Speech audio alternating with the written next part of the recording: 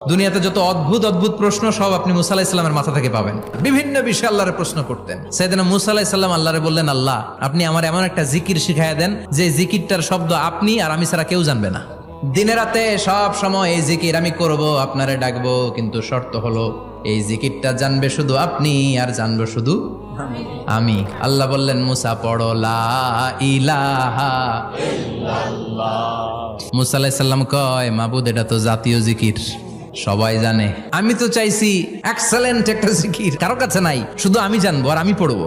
আল্লাহ বললেন, মুসা এই লা ইলাহাকে যদি এক পাল্লায় রেখে দাও, তাম বিশ্ব, 7 আকাশ 7 জমিনটারে তুলে যদি তুমি আরেক পাল্লায় রেখে দাও, লা রাজাহাত কাফাতু লা ইলাহা ইল্লাল্লাহ, মুহূর্তের মধ্যে লা ইলাহার পাল্লা ভারী হয়ে যাবে।